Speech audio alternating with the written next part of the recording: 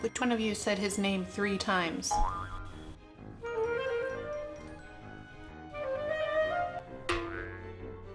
Hi everybody! Welcome to part 2 of making a Beetlejuice doll, and thank goodness it's time to make him some clothes. If you haven't checked out part 1, I highly suggest it. I made his entire body out of epoxy sculpt and you can see that process. I'll leave a link in the description box down below. Because I made his body so movable and I want to keep access to the strings that are in his back, it creates kind of a problem with the clothing. The clothes that I made for the Addams family in the past were actually glued to their body, but the clothes for Beetlejuice are going to have to be removable so I can fix him if one of the strings break. I pulled out this pattern that I had used for Lurch and Gomez's suits, and I'm going to start with this as a basis. This is further proof that it's okay to keep everything when you're a miniaturist. I was thankful to find I already had all the fabrics I needed in my stash. The striped material is what I made Pugsley's shirt out of, and it matches perfectly with the suit stripes. They're kind of thick stripes, and so yeah, that's gonna work. I'm starting by working on the shirt, and I'm using this white muslin material. It's going to end up being the shirt material itself, but it's also a really cheap fabric that's nice to create some practice patterns in, so that's what I'm doing here. As I've shown in my previous doll making tutorials, making clothes is all about kind of adjusting a pattern as you go along. You want to cut something and then test it and then cut it again and then test it again and put in folds and put in darts and just until you have something that works to fit your character. At this moment, the shirt's kind of looking like something Dobby would wear, but I am going to continue to work on it until it's something that will work for my character. I'm using my clover iron, which is the most helpful tool when it comes to making miniature clothes. It helps get nice, neat creases and folds, and then it also helps cure tacky glue almost immediately when you're trying to put clothing together. Right now I'm making a fold in the center of the shirt because I felt like the neckline was a little bit too wide. And again, this is the process of just kind of changing things until you're happy with the fit. I'm putting it back onto the doll, checking the neckline, and that fits a lot better. From this point, I can retrace it onto my fabric and then cut it out again. Once I'm happy with the final shape, I'm going to do my final cutout, and this will include making sure that everything is mirrored correctly. And to do this, I'm folding it in half and then cutting out the shape this way so that I just don't have like one side that's kind of a weird shape as opposed to the other side. I'm checking that the back, which I elongated, wraps all the way around. Because this is going to be removable, I do think I'm going to have to be adding some kind of Velcro to the back to keep it on. I'm not adding sleeves, so I want to make sure and fray check the edges of the fabric. That way it doesn't end up coming undone. To create the center button line down the middle of the shirt, I'm going to take some extra fabric, fold it in half, add glue, and then use my iron to cure the glue. I'm cutting off just a very small piece, and this is going to be where my buttons would be on the shirt. It's actually going to end up being covered by his tie, so I'm not really worrying about the buttons. I'm gluing it on, and it is a little bit crooked, I noticed in the video, but once it's on the doll, you can't really tell. It's funny how many times I go back and realize something that I glued down was crooked. I'm hemming the bottom of the shirt here, but I do go back and hem it again a little bit shorter because if it's too long, it could impede the movement of the legs. So even though I'm hemming it now, I'll hem it again later off camera. For this next part, I kind of did this in the middle of the shirt making. I just want to let you know I'm going to do something that's a little awkward. I'm just drilling a hole, but it's kind of in an awkward place, so I'm just letting you know that I know that it's awkward looking, so I'm just getting that out of the way. But yeah, here we go. I had this stand left over from a Jack Skellington doll that I had purchased for a previous project, and I wasn't using it, so I was thinking I could possibly use it to help hold up Beetlejuice and hold him in place. The only area that was really convenient for me to drill a hole was this area right underneath where all the strings are tied, and I picked out a drill bit that was about the same size as the stand peg so that it would easily slide into the hole. At first it was a little bit too loose, so I added some sticky tack and then it stuck on there pretty well. I also realized I needed to fill out his back a little bit because the back of his body is pretty flat, which was convenient for him laying on the ground, but when he's standing up, I want him to have a little bit more shape. I used some quilt batting that I've used in my upholstery before, and by the way, his head is backwards here. It's just easier to work on because his hair just kept getting in the way. So I am working on his back even though his head is turned towards the camera. Anyway, I'm working on this piece which is going to be glued onto his back to cover the strings, but it will be super easy for me to pull it off and in the future if I need to get and service the strings in his back. So I'm just using a thin layer of tacky glue to hold it in place. I poked a hole so that if I want to put the stand onto his body, there is access there.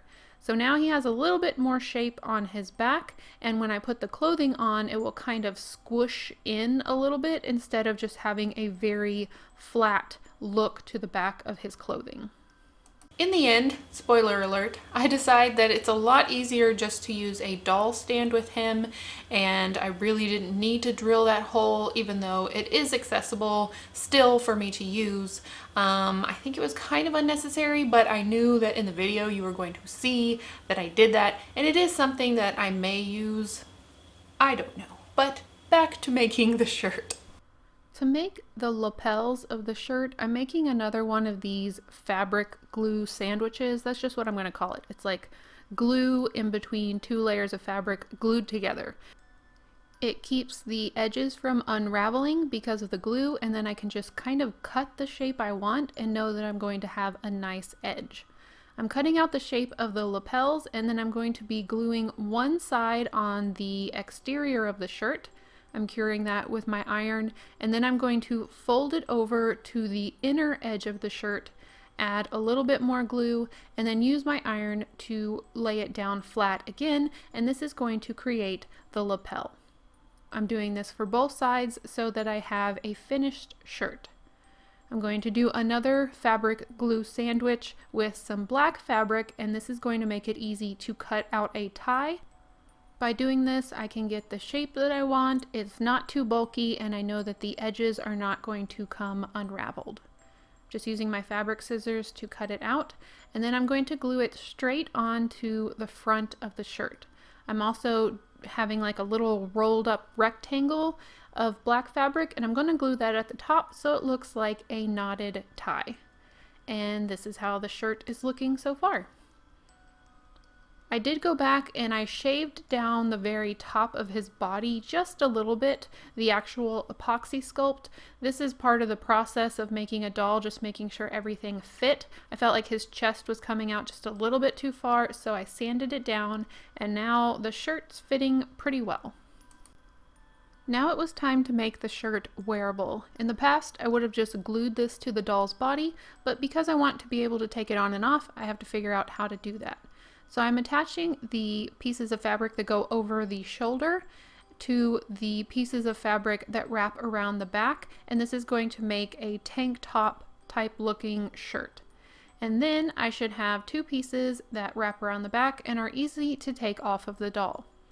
I had these Velcro pieces in my stash.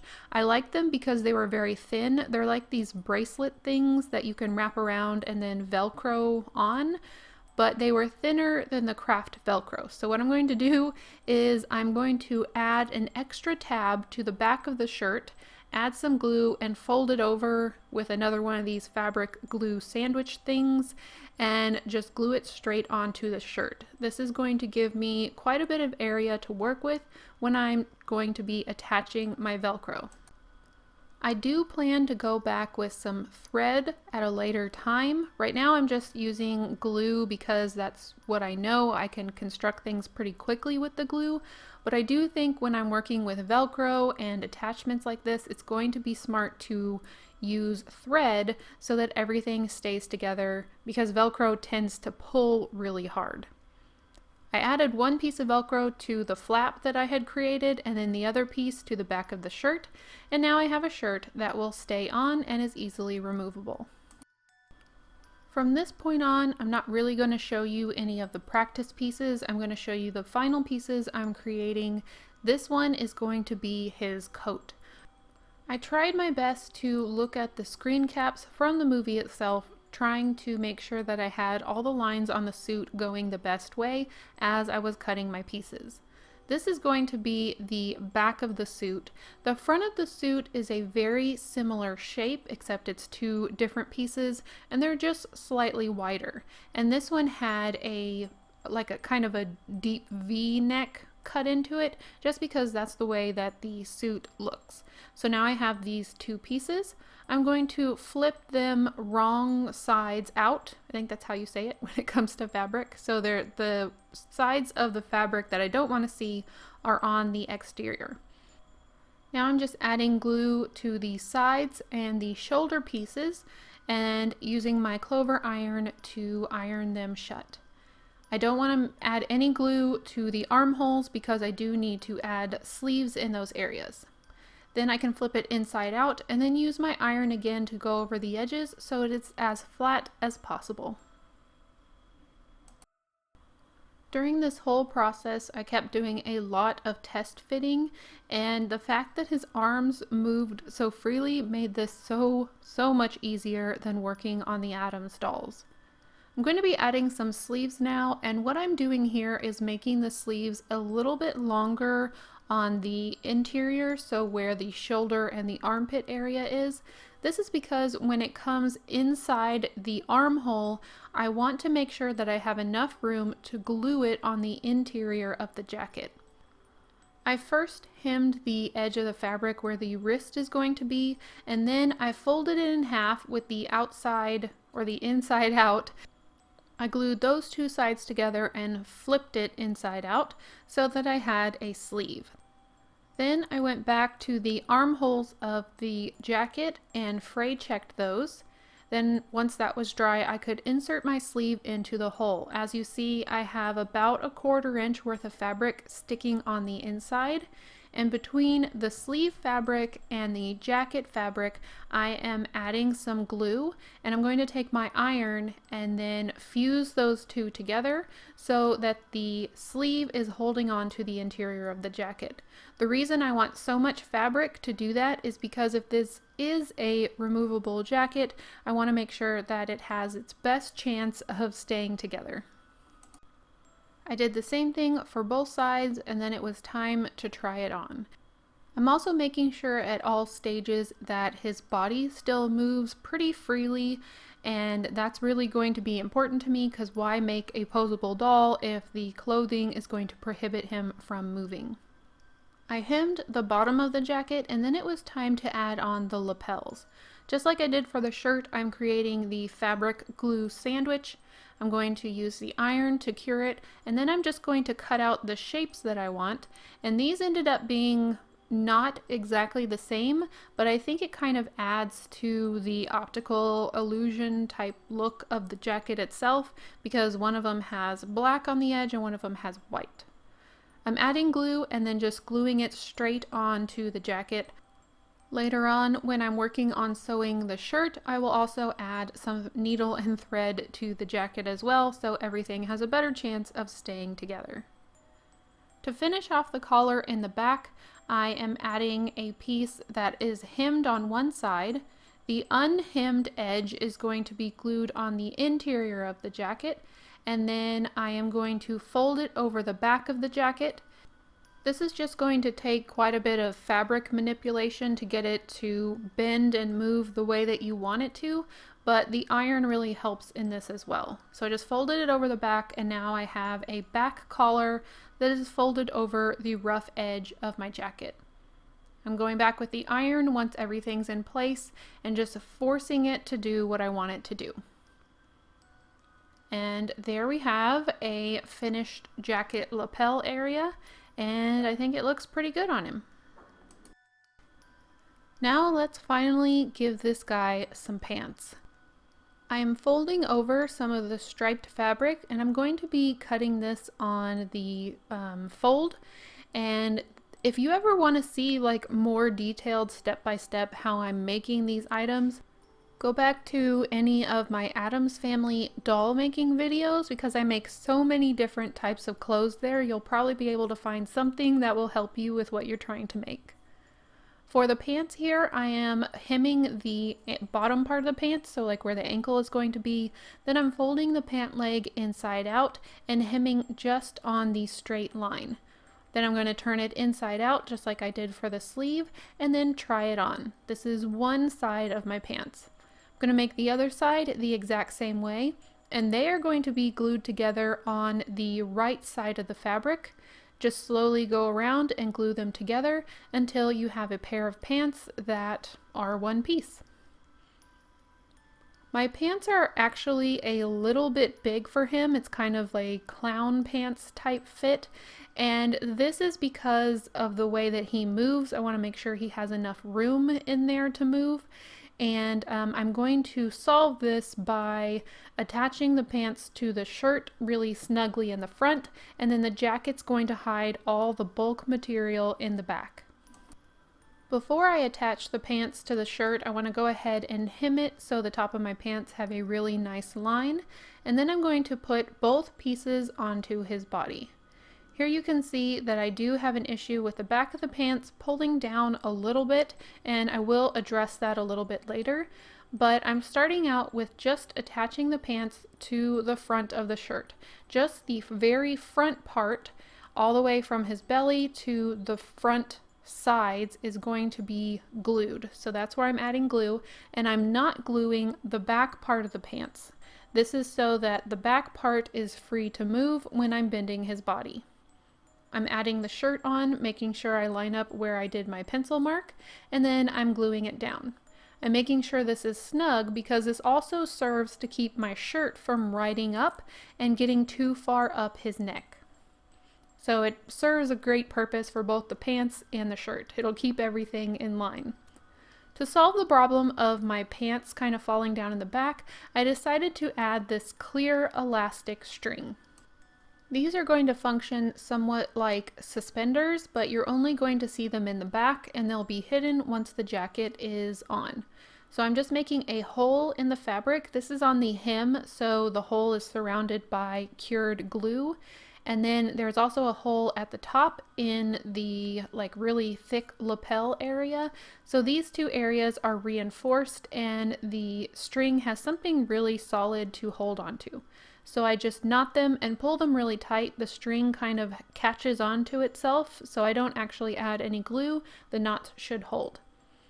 It is a little bit tricky to get him in and out and avoid those strings, but it does help in the end keep the back of his pants up, and I don't have to worry about him mooning anybody at any point.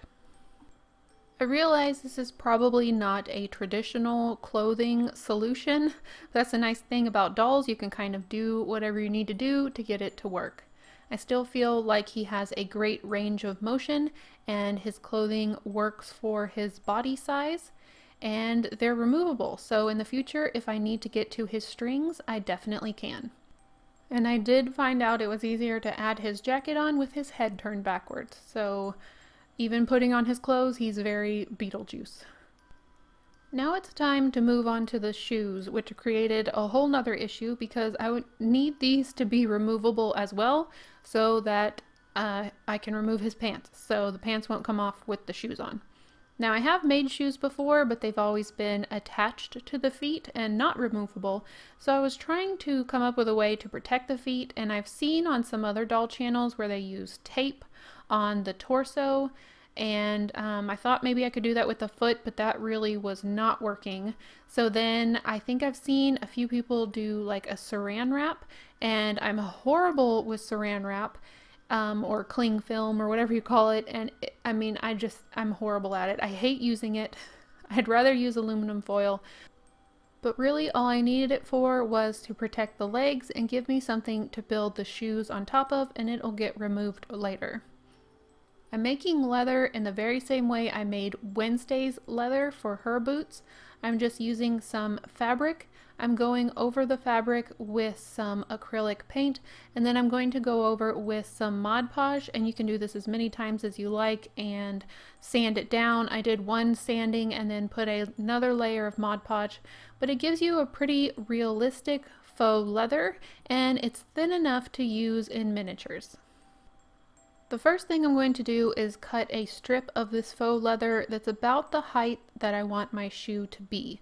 These are going to be like very big combat boot type things. That's what it looks like he's wearing in the movie. So they're going to go pretty far up his ankle. These are going to be exactly the same way I made Wednesday's boots. I will try to remember to put a link to her video in the description box below, because I made her boots out of a brown leather material and you can see it a little bit better than this black material. The only difference I made with Beetlejuice's shoes is that I added a tongue to the boots where there is no tongue in Wednesday's boots. I'm gluing it to the back of the saran wrap, and then I am going to be adding the tongue to the front. And then once I wrap the shoe shape over the front of the foot, then it will kind of encase that tongue in the shoe. I'm using Fabri-Tac glue here because it takes hold pretty quickly, but you can also use tacky glue for this. You may just have to hold it down for a little bit longer while it glues. The rest of the shoe tutorial is just like Wednesday's, where I added the sole of the shoe and then a thin strip around the bottom and then a thicker strip around the top to make the top ankle part of the boots. For this one though, I'm going over the entire shoe with Mod Podge once I have the shoe completed.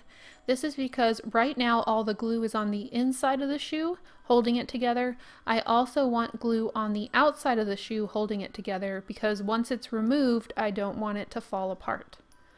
Once that has dried, I'm going to flip the leg over and I'm going to use my X-Acto knife and very carefully and slowly cut a slit in the back of the shoe. It helps to have a very sharp blade, and don't be afraid to go over this several times lightly. If you push too hard, your blade could slip, or you could cut into the leg more than you need to.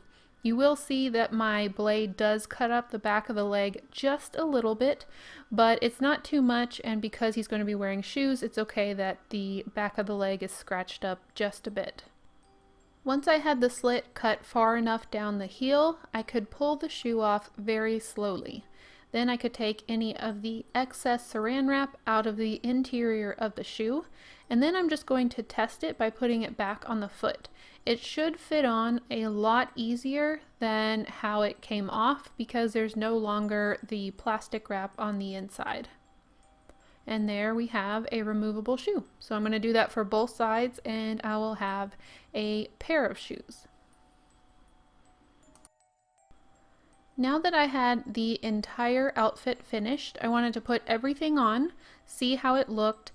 His pants do scrunch up when the shoes are on, which is exactly what I wanted because that's how it looks in the film. It looks like he has the suit pants rolled up a little bit, and this is how it looks. So I'm pretty happy with this so far, but I do need to add a few more details. Off camera, while I was watching Stranger Things for the first time, awesome show by the way, I used a needle and thread and went back over all the areas that I used glue just to reinforce it. And thankfully Sheila, a subscriber, thank you Sheila, sent me some seed beads, and these turned out perfect to add on the jacket as buttons. So all I did was put them on some thread and then went through the front part of the jacket, and I tried to look up the side that like men's suit jacket buttons go on. I still don't know if I got it right, but anyway, they're on the right side, I think. I used 4 of them, and then instead of like sewing them in or tying a knot, I decided to do it the lazy way. So I pulled all the threads through, I added some tacky glue, and then I put a piece of fabric on top of the tacky glue and then cured it with the iron. That glued all the strings in place, and then I could just go back with some scissors and cut off the excess strings. And there we go, we have some faux buttons. They don't really work, but I don't plan on closing his jacket, so I'm not too worried about it. I also wanted to add some details to his boots now that they're off of his feet. I wanted to add some strings, because I always think adding strings to shoes make them just like pops up the realism so much. And so to do this, I cut some very thin strips of that leather material and I put them on a piece of painter's tape that was laying upside down so that they would hold in place. I realized I didn't have any black thread, which would probably have been the color that would have been on black boots. So I found some really dark green thread, which I thought would kind of be a cool contrast to the, well, not really contrast, but it would be a little bit different than just black thread on black shoes. I'm adding some glue to either side of the strips of fabric, and then I'm going to crisscross these very small bits of string and let them sit in the glue and let the glue dry. Then I'm going to go back over the strings and add glue on top so that they're fully encased in glue. I also wanted to add some shoestrings coming out of the top of the shoes. So in order to do this, I took some more black seed beads and then I strung them on some of the same green string. I added a little bit of tacky glue and pushed the seed bead into the glue and let those strings dry. I let everything dry and then it was time to put it together. I'm carefully removing the strings from the painter's tape, and then I'm going to cut the edges off, and then I should just be left with 2 strips of the faux leather with the strings in between them. Then I can glue them in place on the shoe and it'll look like there is strings going back and forth lacing up the shoe. To add the strings at the top, I'm going to cut off one of the ends that has the string coming out of the bead, add some glue to the end of the bead, and then just glue it onto the face of the shoe, and it'll look like there's like a little eyelet where the shoestring is coming out of the shoe. I'm going to do this for both sides of each shoe, and then I have a finished pair of shoes. I went back with a little bit of cream paint and dry brushed it to bring out the details. Now, making a suit is all well and good, and I've done that before for Lurch and Gomez, but this is Beetlejuice, so of course I have to up the detail, up the zaniness, and just really kind of Tim Burtonize everything. So I was very excited to also create the iconic pieces from this scene.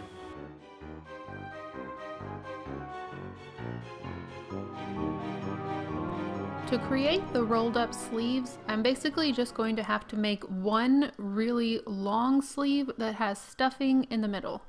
And I'm using the sleeve pattern, but basically just making it the same width as the wrist side of the sleeve pattern.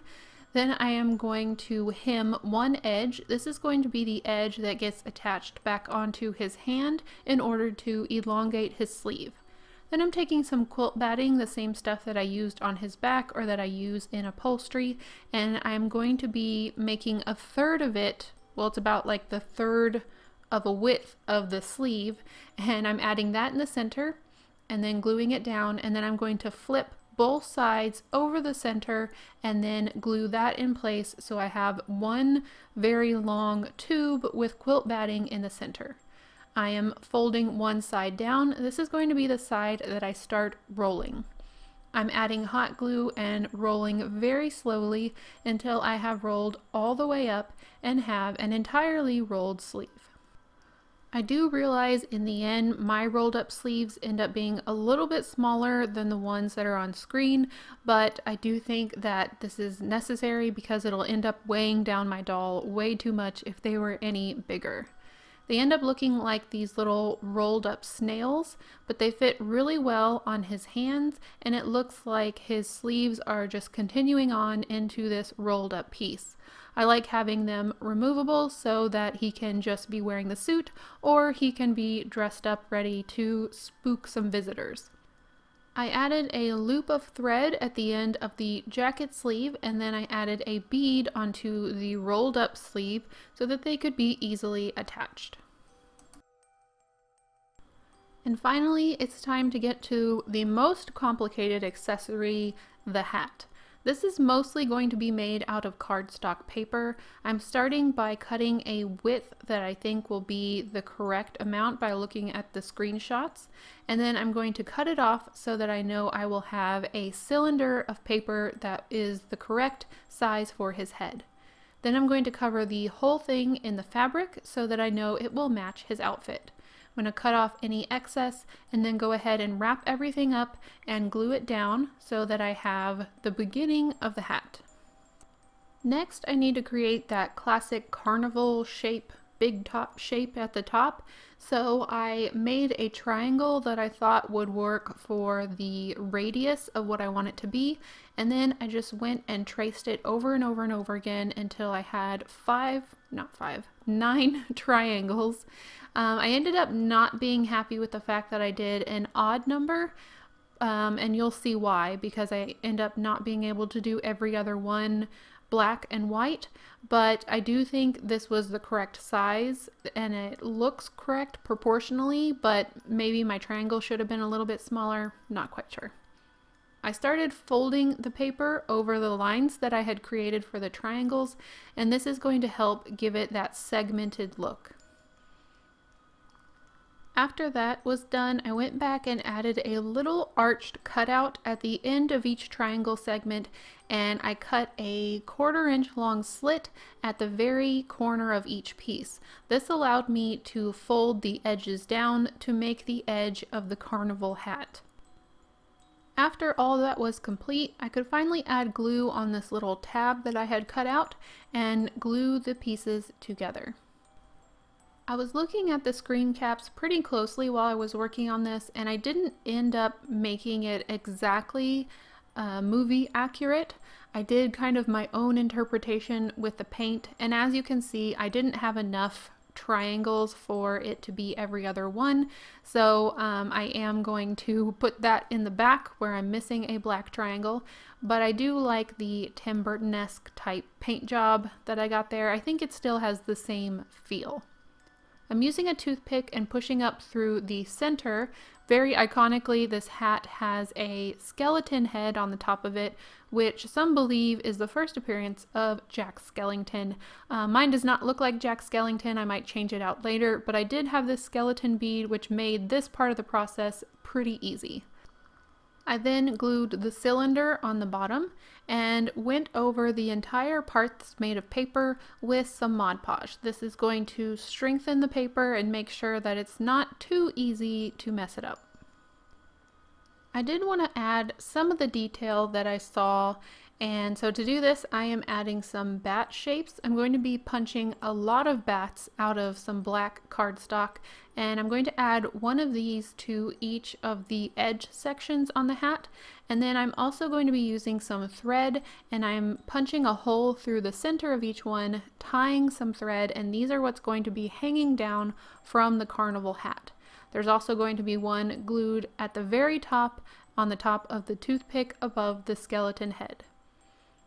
In order to make these strings kind of behave, I'm using some glue on my fingers and I am running the glue along the string. I'm going to let that kind of lay straight on my mat so that it can dry, and hopefully they won't be too wiggly all over the place. They'll kind of have some kind of order when they're hanging down from the hat. I added these on in the most simple way possible. I just cut them to size and glued them underneath each corner.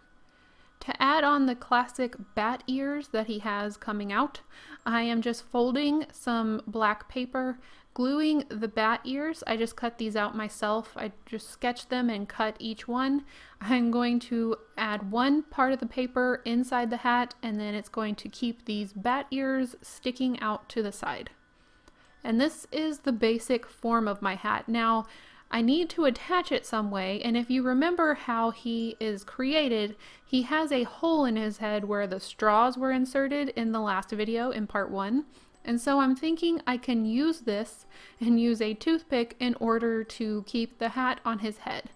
So I inserted it into the hole. You can't see the hole because of the hair, but it's still very accessible. And then I put the hat on, trying to see where the toothpick would be lined up within the hat. It was somewhat centered, so I made 2 layers of foam board, hot glued the toothpick onto the foam board, and then tested it. Then since it worked, I went ahead and glued it inside the hat. So now there is a spike coming out of the out of the cylinder, which fits perfectly into the hole in his head and keeps the hat on his head. So that wasn't my original plan, but it did work out, and I love when previous things kind of make the new parts of the plan work out. I'm not quite sure how I would have put that hat on otherwise. So here is the finished outfit. He can wear the suit without the accessories, or he can just be completely over the top with all his Beetlejuice-ness, I guess.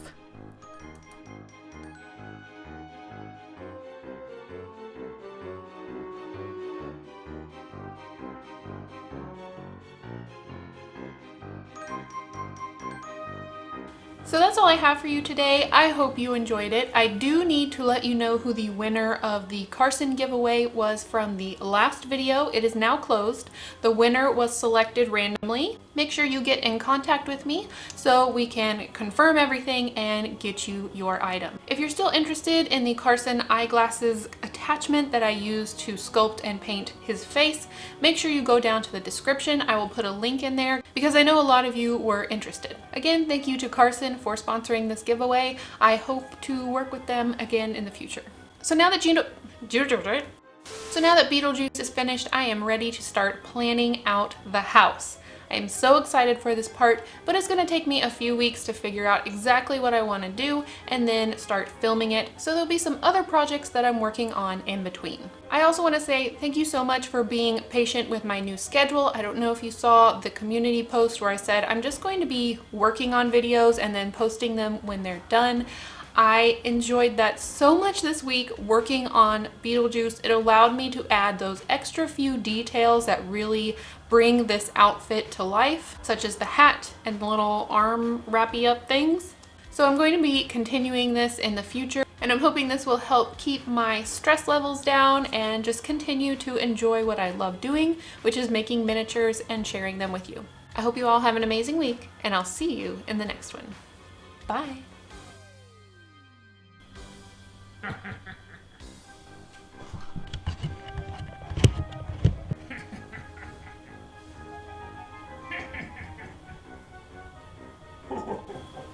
I think he got into the Adams house. Now I'm never gonna find him.